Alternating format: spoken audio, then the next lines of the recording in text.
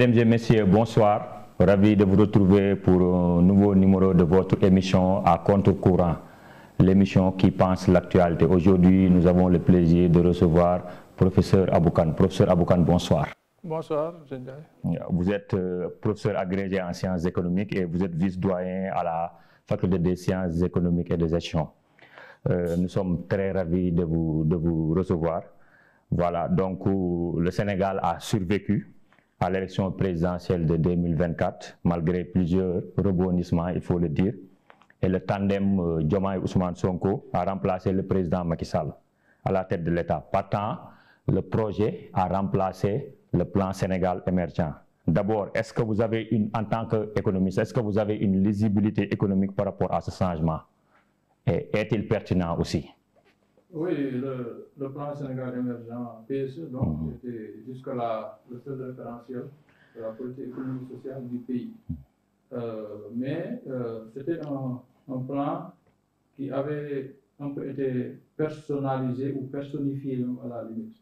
Et c'est ce qui fait que moi, bien avant le changement, j'avais toujours dit que si nous avons un nouveau régime, ce plan-là ne sera plus de vigueur. Parce qu'on est allé jusqu'à dire que c'est un plan de Macky Sall. Et un nouveau président même s'il ne change pas la quintessence pour le fond, la dénomination quand même, il ne pourrait jamais la garder ça, c'était évident. Maintenant, il est incontestable que le PSE a permis de faire beaucoup de progrès au niveau de l'économie sénégalaise. Tout n'est pas mauvais. Voilà, tout n'est pas mauvais dans le PSE. Il y a même beaucoup d'avancées qui ont été enregistrées grâce au PSE. Mais, à mon avis, il est normal que le nouveau régime puisse changer de cap parce que, comme vous le savez, le PSE c'était jusqu'à 2035 et il y avait des plans d'action prioritaires quinquennaux.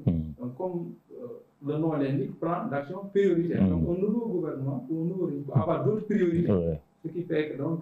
Parce que je pense qu'on devait enclencher le PAP 3. Voilà, le PAP 3 devait démarrer en 2024, justement. Ça tombe bien, parce qu'on a déjà déroulé les deux premiers plans d'action prioritaires. Donc, sur 10 ans, on a eu quelques avancées, mais quand vous regardez tous les axes du PSE, transformation structurelle, capital humain et puis gouvernance, bon, sur chaque axe, il y a eu des avancées, mais il y a encore des problèmes. Donc, moi, j'avais même en son temps sorti un texte en disant qu'il fallait même intervertir les axes du PSE, c'est-à-dire pour faire de la gouvernance même le premier axe. Pourquoi? Parce que lorsqu'on pense qu'il faut investir dans l'agriculture, qu'il faut investir dans l'industrie, qu'il faut investir dans d'autres secteurs productifs, et qu'en même temps, ces fonds-là ne sont pas bien gérés, vous voyez, le résultat n'est pas au rendez-vous. Alors que très souvent, ce sont des facteurs liés à l'organisation ou à la gouvernance qui peuvent, disons, bloquer certains passages. Et deuxièmement, il y a aussi la confiance des investisseurs qui est un peu relative à cet acte-là, gouvernance. Pourquoi donc je disais que la gouvernance était un pilier important pour la bonne marche de l'économie et que peut-être un nouveau régime ou même le régime qui était là devrait peut-être lui donner une place plus importante. Voilà, je pense qu'on va en parler amplement au cours de nos échanges. Mais avant tout, parce que je veux qu'on ait des, voilà, qu'on mette d'abord des noms dans les concepts.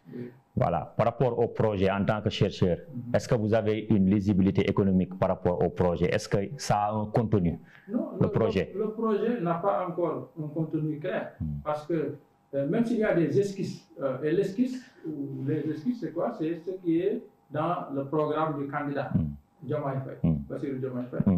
Mais ça, c'est un programme de candidat. Ce n'est pas la même chose qu'un programme ou un plan qu'on devrait dérouler pour une gouvernance ou pour un mandat de président.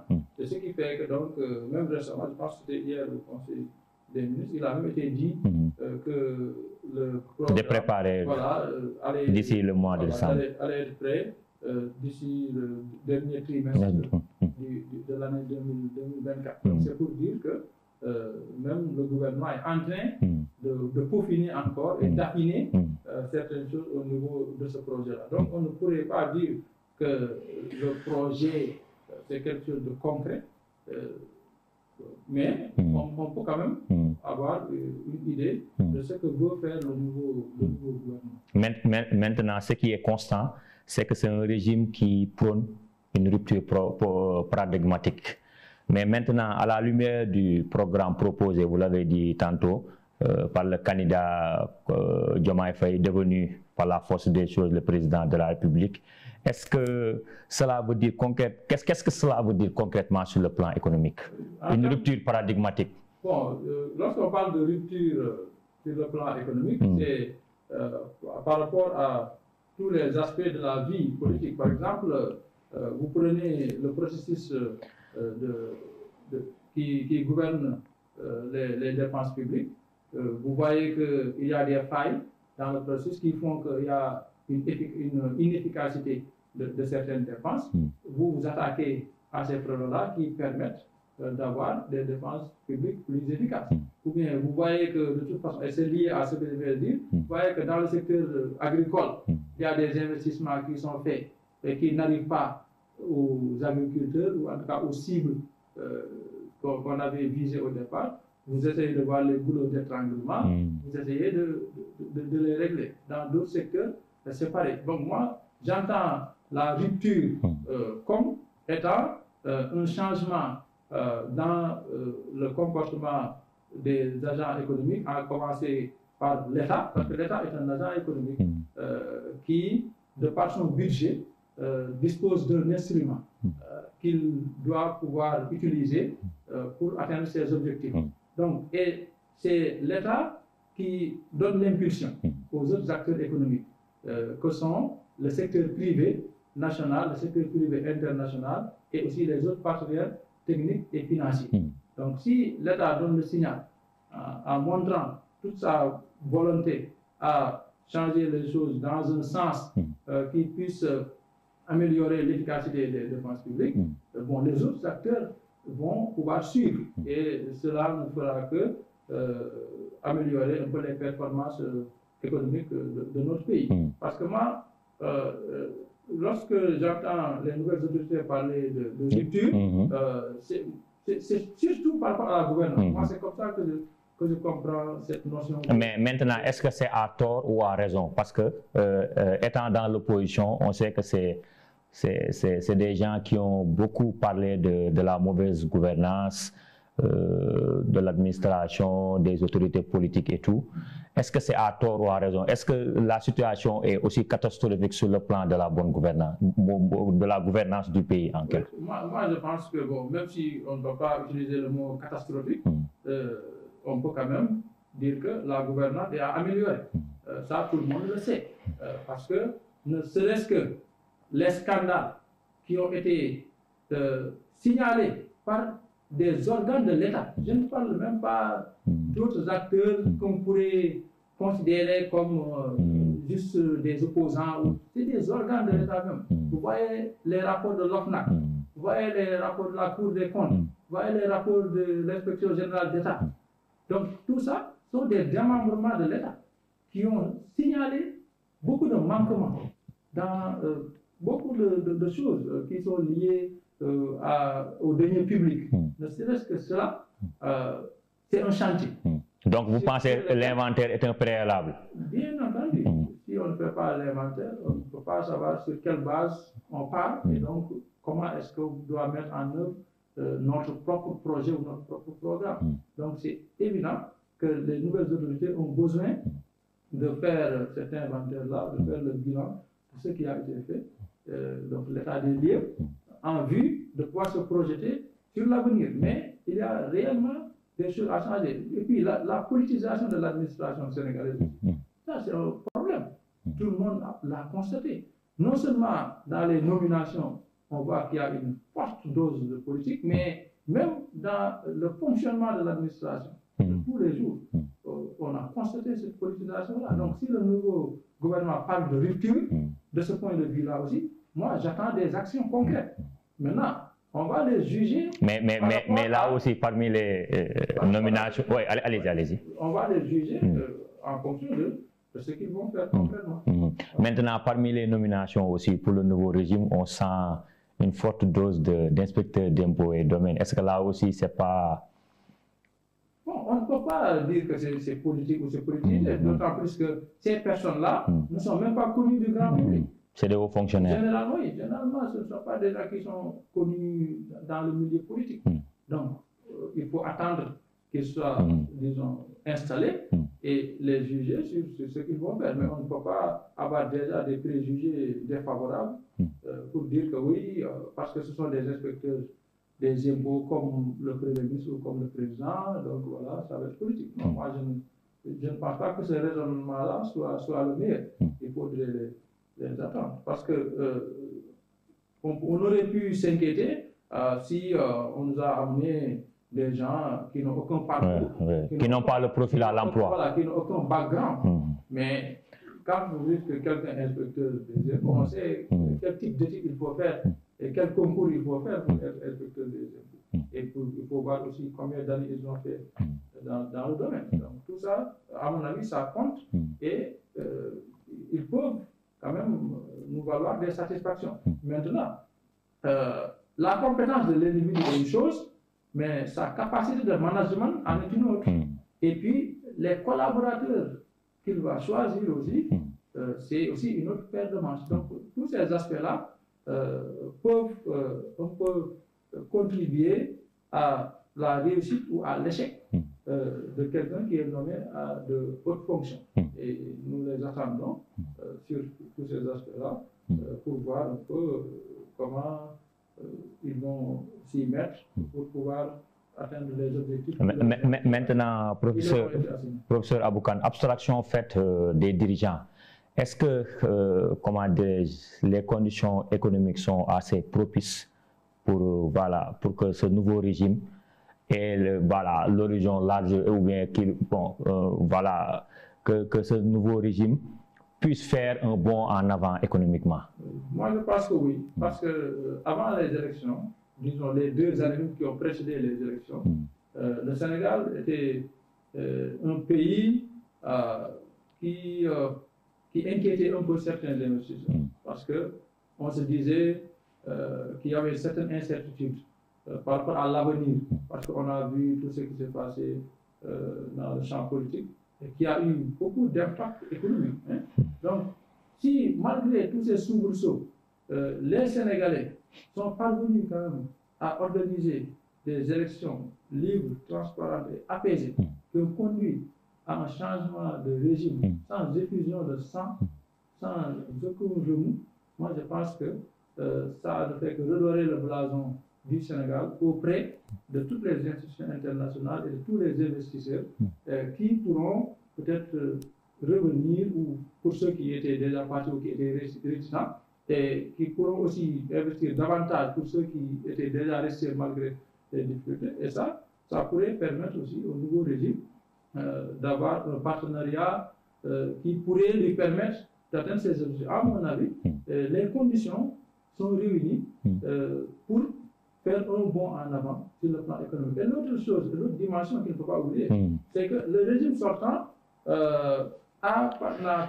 3 ans presque, ils ont navigué dans des eaux troubles sur le plan international aussi. Pas seulement national avec les problèmes politiques, mais on sait qu'il y a eu la guerre russo-ukrainienne qui a un impact économique sur tous les pays. Il y a aussi, avant ça, le Covid-19 qui a eu un impact économique sur tous les pays, et même peut-être d'une moindre manière le problème israélo-palestinien qui a repris un peu entre-temps. Donc, ce régime sortant-là, malgré toutes ces difficultés, a essayé tant bien que mal de bien gérer la situation. Donc, ce nouveau régime, s'il tombe sur une période où les conséquences de tous ces chocs-là s'estompent, il y a une accalmie économique. Voilà, c'est un facteur qui pourrait permettre de faire des mots en avant. Parce que les gens l'oublient souvent. C'est arrivé aussi au régime de Macky Sall. Lorsque Abdoulaye Wade terminait son mandat, c'était une période de crise mondiale, avec la flambée du pétrole. Donc, il y avait la crise des Lehman Brothers. Voilà, donc, quand Macky est arrivé, il y a eu cette accalmie-là, même au niveau international. Et ça a permis de faire beaucoup de bons en avant lors de la première phase du plan Sénégal émergent. C'est au moment où on commençait la deuxième phase, donc en 2019, que le Covid-19 est arrivé. Et donc, sur toute la deuxième phase du PSE, c'était des problèmes à gérer. C'était plus un retour à l'équilibre qu'on cherchait plutôt qu'une relance économique.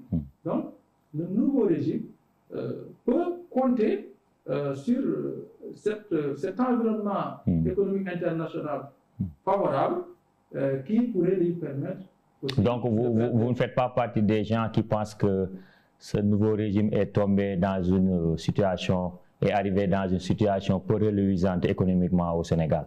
Non, moi, en fait, la situation, elle n'est pas très bonne. La situation, il y a une situation de crise, il y a une inflation galopante qui grève un peu les budgets des ménages, il y a des tensions dans le monde du travail, avec beaucoup de syndicats qui ont déposé des préavis de grève. Il y a aussi une chute de la croissance par rapport à ce qu'on attendait, tout ça, et puis un déficit budgétaire qui s'est creusé par rapport à ce qu'on attendait. Il y a aussi la pression de la dette aussi. Voilà, il y a aussi un endettement, voilà, un taux d'endettement qui frôle les 80%, avec aussi des taux d'intérêt élevés qui font que les charges d'intérêt augmentent. Et je disais même récemment que dans les 2 années à venir, les taux d'intérêt, c'est même d'ici à l'année prochaine, les intérêts de la dette vont augmenter de 36%. Donc tout ça sont des facteurs à gérer par le nouveau régime. Mais effectivement. Pour autant, je pense qu'il ne sera pas impossible de faire, malgré tout ça, des bons économies. Parce que le Sénégal est un pays qui est vraiment respecté et puis, qui a une belle signature. Qui inspire confiance auprès des investisseurs. Malgré les quelques frissons qu'on a eu, je pense que le nouveau régime quand même peut compter sur la signature du Sénégal pour pouvoir atteindre. Mais maintenant la sempiternelle question aussi, c'est la question du chômage des jeunes. Parce que les jeunes ont surfé, peut-être si Sonko, le président Ousmane Sonko a eu tant de succès, peut-être c'est par rapport à son parcours et tout, mais c'est par rapport à l'attente aussi de la jeunesse qui fonde beaucoup d'espoir par rapport à ce nouveau régime. Est-ce que le Sénégal a des leviers solides pour résorber cette problématique-là? Oui, effectivement, le problème du chômage, c'est l'un des principaux problèmes auxquels tous les gouvernements du Sénégal ont été confrontés. Et je pense que le nouveau régime le sait déjà. Et ne serait-ce qu'une meilleure gestion des programmes d'emploi qui existent et des structures qui se chargent de l'employabilité des jeunes, de la formation professionnelle, de l'encadrement des petites et moyennes entreprises. Donc, toutes ces structures qui existent déjà, si elles sont mieux gérées et puis si on parvient à créer la synergie qu'il faut entre elles, je pense qu'on pourrait faire des bons en avance, même si on ne peut pas régler le problème du chômage en 1 an ou 2 ans. C'est-à-dire chaque année quand même, on pourra enregistrer des résultats probants qui pourront montrer que nous sommes sur la bonne trajectoire. Le régime sortant avait essayé.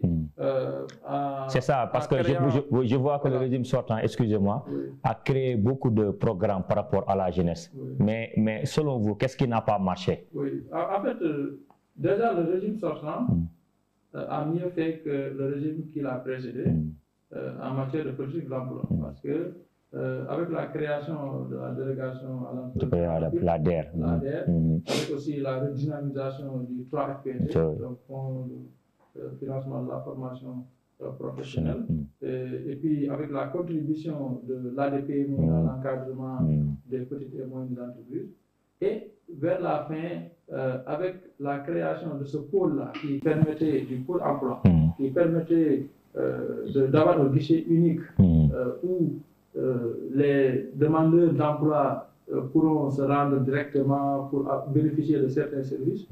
Tout ça, le régime sortant a quand même pu améliorer la situation. Mais le problème qui a demeuré, soit un problème de perception, soit un problème réel, c'est celui qui renvoie un peu à la politisation de certains de ces programmes. Parce que les bénéficiaires, parce que nous, bon, je signale au passage que moi-même, j'ai eu avec mon équipe à faire beaucoup d'études sur l'emploi.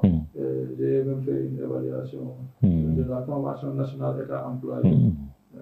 Puis j'ai travaillé sur d'autres programmes d'emploi. Donc nous avons eu, lors de nos enquêtes, à constater qu'il y a beaucoup de jeunes qui soit ne connaissent pas les programmes qui sont mis en place pour eux, soit connaissent les programmes mais pensent qu'ils n'ont aucune chance d'en bénéficier s'ils ne sont pas liés à un homme politique. Donc ça, c'est un problème de perception qu'il faut régler, avec lequel il faut rompre. Donc, parce que ça diminue un peu la portée de tous les programmes qui sont mis en œuvre. Et le nouveau gouvernement peut jouer sur ces aspects-là. S'il y a des aspects politiques qu'ils essaient de les supprimer, que ça soit plus transparent, et puis qu'il accroisse un peu les fonds qui sont mis à disposition de ces programmes. Et dire vraiment la vérité. Pourquoi je dis ça? Parce que souvent on annonce des montants qui en réalité ne sont pas dépensés. Parce que lorsqu'il y a eu les manifestations du mois de mars 2021, le président est sorti pour dire qu'il y a un programme Khayundaouni, donc 150 milliards par année sur 3 ans. Bon, mais tout le monde se demande où sont passés cet argent. C'est 450 milliards sur 3 ans. Parce qu'on verrait mal qu'on dépense 150 milliards par année ces 3 dernières années et que la situation du chômage reste à l'état. Voilà. Donc c'est un peu ça aussi le challenge des nouvelles autorités. Essayer de voir comment est-ce que tous ces montants-là peuvent aller directement à la création d'emplois. L'autre chose qu'on avait pu constater aussi dans nos recherches et nos études, c'est que dans ces montants-là qui sont avancés, il y a une grande partie qui va à des paiements de salaire, donc au fonctionnement de ces structures, au lieu d'aller directement aux jeunes pour qui ces programmes ont été mis en œuvre. Donc là aussi, ce sont des problèmes de gouvernance et autres qui devraient être réglés. Mais au-delà des programmes, professeur Aboukam, quelles sont les niches, je veux dire, est-ce que parce que j'ai lu un peu le programme du nouveau régime. C'est des gens qui misent beaucoup sur l'industrialisation et l'agriculture. Est-ce que vous pensez que c'est des leviers importants pour résorber le chômage des jeunes? Oui, bien entendu. L'agriculture, c'est la première niche à exploiter. Maintenant, lorsqu'on parle de l'agriculture, il faut aussi dire qu'il ne s'agit pas d'envoyer tous les jeunes dans les champs pour cultiver du mil, du riz, de l'arachide. Non, c'est pas seulement ça. C'est des chaînes de valeur. C'est la chaîne de valeur. Et puis, c'est lié à l'industrialisation. C'est-à-dire l'industrie agroalimentaire doit être développée davantage parce que c'est ça qui permet de créer beaucoup d'emplois. Parce qu'aujourd'hui, il ne faut pas compter sur les services. Voilà, oui, vraiment, c'est saturé. Il ne faut pas aussi compter sur des jeunes qui ont déjà fait l'université, qui ont eu le master. On ne peut pas compter sur eux pour retourner dans les champs, pour quitter le... Non.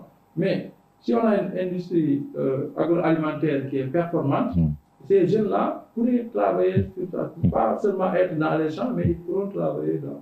Et puis l'autre niche que je vois, c'est l'artisanat. Parce que nous avons des artisans qui ont beaucoup de talent, mais qui ne sont pas valorisés aussi. Pas bien soutenus, bien valorisés.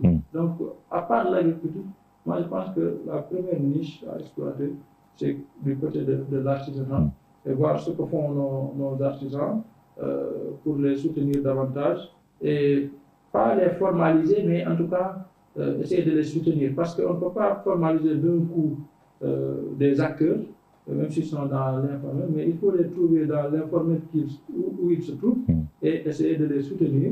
Et comme j'ai dit quelque part dans d'autres entretiens, moi je ne crois pas à la formalisation du secteur informel. C'est-à-dire qu'il faut laisser le secteur informel suivre sa courbe d'apprentissage et le jour où l'acteur de l'informel verra qu'il ne peut pas avoir accès à certains marchés ou à certains financements. S'il n'est pas formel, lui-même il aura intérêt à se formaliser. Mais si on veut le contraindre à se formaliser, on peut même l'amener à disparaître parce que peut-être qu'il n'est pas encore prêt. C'est pourquoi il faut savoir accompagner les artisans dans ce qu'ils sont, sachant que il y a des niveaux de développement hétérogènes qui ne sont pas les mêmes. Et donc, essayer de voir les besoins spécifiques pour pouvoir... À ce moment-là, on pourra créer encore plus d'emplois. Et dans l'administration aussi, il y a toujours des niches. On voit que dans le secteur de la santé, il y a disons, un manque criard de personnel qualifié. Et pourtant, les écoles de formation et les universités sortent des médecins et des personnels, qui sont soit des infirmiers ou des gens, en tout cas, qui sont dans le secteur de la santé.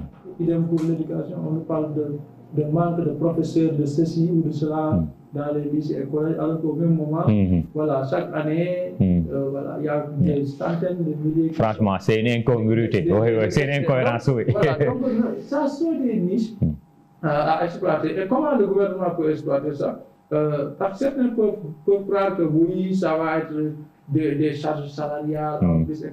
Vous ne croyez pas à la bombe salariale? Non, il faut rationaliser parce qu'il y a beaucoup de dépenses de personnel qui sont supportées actuellement par l'État, mais qui ne devraient pas l'être. Et je suis très heureux de savoir que le ministère de l'Éducation a même demandé un audit des recrutements, un audit du personnel du système éducatif. Voilà, donc il y a beaucoup de dépenses justement qui ne sont pas à leur poste en réalité, qui ne sont pas à leur poste ou qui cherchent à être affectés dans d'autres ministères où ils peuvent avoir des indemnités, alors qu'ils émargent encore dans le ministère d'origine. Tout ça sont des niches qu'on pourrait exploiter pour recruter des jeunes et les mettre à ces... Mais maintenant, pour quel levier aussi? Parce qu'on sait que le premier ministre Ousmane Sonko était aussi un chantre de la fiscalité. Est-ce que la fiscalité peut être un bon levier pour financer le développement? Ce n'est pas le bon levier, c'est le levier en fait, parce que toutes les autres sources de financement viennent en appoint. Mais c'est d'abord les ressources internes qui permettent ou qui doivent permettre à un État de faire face à certains investissements. Parce qu'il faut avoir une certaine autonomie aussi par rapport aux investissements, avoir des ressources propres. Et on sait que les exonérations fiscales ont été pointées du doigt pendant très longtemps, effectivement. Et puis, il y a aussi l'élargissement de l'assiette fiscale qui est nécessaire. On sait que c'est souvent les salariés même qui supportent le gros des recettes fiscales enregistrées par l'État, parce que il y a l'impôt direct là qui touche tout de suite les salariés, même si les salariés ne sont pas plus nombreux au Sénégal par rapport aux autres qui travaillent mais qui ne sont pas salariés. Donc cette niche fiscale doit quand même pouvoir permettre de faire face à certaines dépenses. Et ce n'est pas seulement parce que le Premier ministre il est inspecteur des impôts ou le président est inspecteur des impôts, mais c'est une volonté politique générale qu'il faut avoir, parce que quel que soit le profil de celui qui dirige le pays, s'il a la volonté de combattre certaines irrégularités, oui, bien entendu, parce qu'il y a toujours des forces de frottement, des résistances qui seront sur son chemin, voilà, justement. Oui, parce qu'il y en a aussi qui ont profité du système pendant très longtemps et qui feront tout pour faire échouer les nouvelles politiques ou en tout cas les intentions des nouvelles autorités. Mais il appartient justement à ces autorités-là de prendre les mesures idoines en commençant par mettre les personnes vertueuses ou des personnes vertueuses à différents postes pour pouvoir contrôler tous les agissements des autres qui viennent pour perturber le système. Donc moi je pense que la fiscalité est le levier en tout cas le plus important sur lequel le nouveau régime devrait s'appuyer pour pouvoir vraiment réussir son projet. Maintenant, la vision du PASTEF aussi, c'est une vision qui a fortement épousé quelque part les idées de gauche, parce que dans le programme, ils disent que c'est une vision panafricaniste et souverainiste. Mais est-ce que dans ce cadre, on peut se départir, parce que c'est des gens qui ont critiqué fortement nos rapports avec les institutions de Bretton Woods, à savoir la Banque mondiale et le FMI, ainsi que même nos partenaires européens. Est-ce qu'on a les moyens de notre politique pour se départir à la longue de ces partenaires et de ces institutions de Bretton Woods? Moi, bon, déjà, pour être clair, je pense qu'il n'est pas pertinent pour le Sénégal d'avoir sa propre monnaie. Moi, ça, c'est ma position. Ma position, c'est qu'il faut rester dans l'UEMOA ou dans la CEDEAO, en tout cas dans un cadre communautaire, pour soit changer de monnaie, soit rester dans le franc, dans la zone CFA, mais avec un CFA qui est réformé, qui n'est pas seulement une monnaie directement arrimée à l'euro par un taux de change fixe, etc. Sachant que l'euro est une monnaie forte, bon, et que nos États ou nos entreprises ont des problèmes de compétitivité, il serait pas mal d'envisager d'arrimer le franc CFA à d'autres monnaies que l'euro. L'euro peut faire partie du panier, mais on peut quand même s'ouvrir à d'autres monnaies. Et je pense que le Premier ministre Ousmane Sonko même l'a précisé avant même, je pense que c'était avant l'élection, pour dire que en fait, la compréhension que les gens ont du programme, ce n'est pas la bonne. Eux, ils n'ont pas dit qu'ils allaient sortir du franc CFA, de la zone CFA pour créer une monnaie sénégalaise. Et il disait que ce que lui pensait, c'est qu'on va rester dans le cadre communautaire et essayer d'amener les pays de la CEDEAO à s'engager davantage dans la création de la monnaie commune ou de la monnaie unique de la CEDEAO, dont l'horizon maintenant c'est en 2027. Bon, après beaucoup d'horizons ratés. Donc moi, c'est ça que j'ai entendu du Premier ministre et je pense que c'est exactement ça. J'ai même entendu lors de la campagne aussi le président ou le candidat Bassirou Diomaye Faye dire que bon, sur la monnaie, quand même, comme ils étaient tous les deux en prison, bon, c'est une idée ancienne qui a été reprise dans le programme. Donc c'est pour dire que eux-mêmes, ils sont conscients que ce n'est pas pertinent de créer une monnaie sénégalaise ou une monnaie locale comme certains le disent. Oui. Qui passionne l'Afrique, qui passionne même, je veux dire, les économistes. Oui. Par exemple, il y a certains, je peux citer quelqu'un comme Nongo Samosila, qui pense qu'il ne peut pas y avoir de développement avec la monnaie d'autrui, par exemple. Oui, mais il faut d'abord définir ce qu'est la monnaie d'autrui.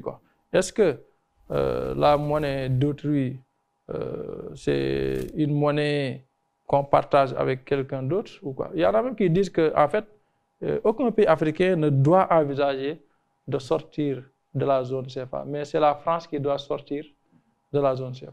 Donc c'est pour dire que eux, ils considèrent qu'en fait, en réalité, le CFA c'est notre monnaie, mais c'est la France qui est l'intrus dans la zone CFA. On doit sortir tout ce qui est France de la monnaie et puis nous gardons la même monnaie. Donc certains défendent cette idée-là. Donc ceux qui disent le contraire aussi, peut-être c'est une question d'idéologie. Mais moi, au finish, ce que je pense, c'est qu'il y a des symboles. Voilà, il faut être... il y a des symboles. En fait, le symbole, c'est quoi? Il faut déjà changer la dénomination. Parce que tant qu'on l'appelle CFA, il y a toujours des gens qui vont... Voilà. Mais maintenant, si on changeait la dénomination, même en gardant les mêmes mécanismes, certains pourraient être satisfaits en croyant que maintenant, on a une nouvelle monnaie. Alors qu'en réalité, ce sont les mêmes mécanismes. C'est pourquoi je dis qu'il y a une question idéologique dedans. Donc, il faut avoir un juste équilibre entre les deux, ne pas être trop passionné. Mais moi, je pense que le franc CFA réformé serait la meilleure option. Pas supprimer le franc CFA pour une autre monnaie ou bien envisager autre chose. Ce que j'appelle franc CFA réformé, c'est peut-être garder ces mécanismes-là qui nous ont quand même valu des performances économiques qui sont meilleures que dans beaucoup d'autres pays.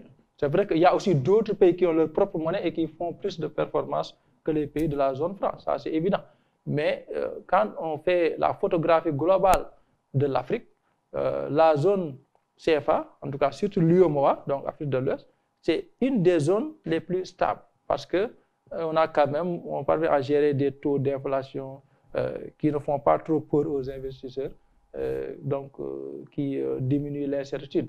Maintenant, même si moi je fais partie de ceux qui pensent que les taux d'inflation que nous avons sont trop bas, en tout cas les normes que nous avons, les 3%, il faut essayer de... Donc c'est ça que j'appelle franc CFA réformer, c'est-à-dire revoir certains indicateurs, certains critères de convergence, revoir aussi l'arrimage de la monnaie, ne pas seulement l'arrimer à l'euro, mais prendre le dollar et pourquoi pas le yuan chinois, et puis mettre un panier de monnaie, panier de devises, pour avoir une autre monnaie qui est un peu moins forte que celle que nous avons aujourd'hui. Et puis, ça pourrait aussi changer l'orientation de nos échanges, parce qu'actuellement, la plupart des échanges se font avec la zone euro. Et ça, c'est même pas sûr. Et on a l'avènement aussi de la ZLECAf. Voilà, sur le plan. Donc, il y a des projets comme ça qui ne peuvent pas réussir lorsque, au même moment, on renforce nos liens commerciaux avec les Européens. Donc, c'est un peu contradictoire. Donc, il faut jouer sur ces tableaux-là, essayer vraiment d'endogéniser davantage nos économies, et notre monnaie et tout, nos échanges commerciaux, et ensuite, maintenant, travailler avec les autres de la CEDEAO pour concrétiser le projet de monnaie unique d'abord, ensuite travailler avec tous les autres pays africains dans le cadre de la ZLECAf pour pouvoir concrétiser aussi ce projet-là et arriver à avoir un niveau d'échange qui pourrait profiter à tous les pays. Maintenant, la vision du PASTEF aussi, c'est une vision qui a fortement épousé quelque part les idées de gauche, parce que dans le programme, ils disent que c'est une vision panafricaniste et souverainiste. Mais est-ce que dans ce cadre, on peut se départir, parce que c'est des gens qui ont critiqué fortement nos rapports avec les institutions de Bretton Woods, à savoir la Banque mondiale et le FMI, ainsi que même nos partenaires européens. Est-ce qu'on a les moyens de notre politique pour se départir à la longue de ces partenaires et de ces institutions de Bretton Woods? Oui, c'est que si on se situe sur l'angle idéologique, on peut penser que parler de panafricanisme et de souverainisme, c'est-à-dire c'est couper tous les liens. Non. C'est-à-dire le panafricanisme et le souverainisme, c'est d'abord le partenariat gagnant-gagnant. Un, pour le souverainisme. Deux, pour le panafricanisme, c'est dans la même lignée que ce que nous avons dit sur la ZLECAf. C'est juste renforcer les liens. Donner la priorité à nos échanges intra-africains. Justement, renforcer les liens économiques avec les autres pays africains, sachant qu'on peut se compléter dans beaucoup de domaines. De deux, le souverainisme, tel que moi je le comprends, c'est faire en sorte que tous les programmes et les contrats que nous pouvons avoir avec des institutions internationales ou d'autres acteurs privés internationaux, tous ces contrats-là soient profitables aux populations et que nous puissions mettre en avant nos intérêts. Ne pas seulement voir les montants, parce que souvent, lorsqu'on dit oui, le Sénégal va recevoir tant de milliards, les gens le perçoivent comme si c'était juste de l'aumône qu'on donnait au pays, mais il y a derrière beaucoup d'autres conditionnalités qui ne disent pas leur nom. Il faut plus de dignité dans nos rapports, en fait. C'est un peu ça, c'est comme ça que je comprends le souverainisme. Absolument. Il faut qu'on fasse plus entendre notre voix par rapport à nos propres priorités, par rapport à la manière dont nous voulons être accompagnés. C'est surtout ça. Il faut choisir la manière dont on doit t'accompagner. Et pas rester là, attendre que quelqu'un vienne te dire que voilà, je vais te donner, je vais te donner. D'ailleurs, je disais aussi récemment par rapport à toutes ces missions du FMI qu'on a connues avant, les financements promis, tout ça. Je disais qu'en fait, ce qu'il faut savoir, c'est que le FMI ne vient pas dans un pays qui n'a pas de problème. Ça, c'est la première chose. Parce que bon, les autorités avaient tendance à bomber le torse pour dire que oui, on est parvenu à décrocher tant au niveau du FMI, etc. En fait, le FMI ne vient pas. À l'époque, j'ai dit, mais est-ce que vous savez que la mission du FMI, elle vient du Burundi et du Tchad ou du Niger avant de venir au Sénégal? C'est pour les mêmes problèmes. Donc, tous ces fonds-là dont nous bénéficions, c'est parce que nous avons un problème de balance de paiement. Effectivement. Et puis le FMI, c'est le gendarme du monde en matière de balance de paiement. Donc, quand vous avez des déficits budgétaires qui sont inquiétants, le FMI vient et il regarde. Soit c'est vos subventions qui sont trop nombreuses, il vous demande de les réduire, soit parce que vous ne mobilisez pas assez de recettes fiscales et autres, il vous demande de faire des efforts par rapport à la mobilisation de recettes fiscales, etc. Pourquoi? Parce que le FMI, c'est comme un assureur pour les investisseurs. Les gens qui ont mis leur argent au Sénégal ne doivent pas avoir des problèmes. Il faut qu'ils puissent rentrer dans leur fonds. La dette que le Sénégal a, il faut que le Sénégal puisse payer ce service de la dette-là. Et tant que le Sénégal a des problèmes budgétaires, des problèmes de déficit, il ne pourra pas payer. Donc c'est un peu ça, il faut que les gens comprennent un peu que le FMI ne vient pas pour développer un pays. Le FMI ne développe pas un pays. C'est juste pour s'assurer que les cadres-là sont respectés, le cadrage macroéconomique est bien fait pour que tout le monde puisse s'y retrouver. D'accord. Merci, professeur. Juste la dernière question, c'est que vous êtes, je l'ai dit à l'entame de mes propos, que vous êtes professeur agrégé. Donc, par définition, vous êtes un chercheur. Quel devra être le rôle de la recherche? Je rappelle aussi que vous dirigez le laboratoire d'économie publique, LEP. Donc, quel devra être le rôle aussi des chercheurs, surtout en économie, par rapport à toutes ces réformes que l'État devra enclencher? Bon, les économistes, les chercheurs du manière générale devraient quand même être impliqués dans la réflexion pour l'élaboration des politiques publiques de manière générale et surtout pour ce projet-là dont on parle, qui doit remplacer le PSE. Bon, il faut quand même souligner que nous avons été aussi impliqués dans la réflexion en ce qui concerne le plan Sénégal émergent. Même le PAC 3 là, qui vient de sortir, les universitaires ont été conviés à la réflexion, même si le format peut changer, hein, parce qu'il ne suffit pas d'appeler les universitaires à Sali ou quelque part pour une matinée ou une journée.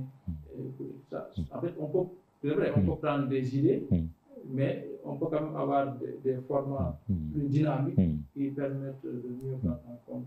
Deuxième chose, c'est que les universitaires ont toujours donné leur contribution aux différentes politiques, mais c'est souvent les décideurs qui ne prennent pas en compte les avis des universités. Parce qu'on fait beaucoup de recherches et dans nos différents projets ou dans nos différentes recherches, on travaille souvent avec des ministères. Les gens qui, par exemple, lorsqu'on travaille sur les questions de l'emploi, on travaille souvent avec le ministère de l'Emploi ou le ministère de la formation professionnelle. C'est pour dire qu'ils ont en tout cas des éléments qu'il faut utiliser par rapport à nos recherches. Lorsqu'on travaille sur l'agriculture, il y a le ministère de l'Agriculture qui est dedans. Donc les résultats de la recherche sont connus ou sont censés être connus par le ministère de l'Agriculture. Formation professionnelle, c'est pareil. Éducation de manière générale, le commerce. Donc les chercheurs jouent le jeu par rapport à ce qu'ils doivent apporter aux décideurs. Maintenant, il appartient aux décideurs de savoir que c'est une opportunité de pouvoir donc utiliser les résultats de la recherche pour améliorer la conduite des politiques publiques. Donc le rôle des chercheurs, c'est cela. Et que pensez-vous du nouveau ministre de l'Enseignement supérieur? Oui, je pense que c'est quelqu'un qui peut... Parce que, bon, c'est vrai, il n'est pas un enseignant du supérieur, mais c'est quelqu'un qui enseigne, qui a enseigné dans des universités, qui connaît bien le secteur et qui gère même un établissement d'enseignement supérieur. Donc, il connaît bien le domaine. Et le directeur de cabinet aussi fut ministre de l'Enseignement supérieur, Mary Teuw Niane. Oui, donc, le directeur de cabinet du président de la République. Donc, ce sont des gens qui connaissent un peu le milieu de l'enseignement supérieur, qui est un milieu très difficile à gérer.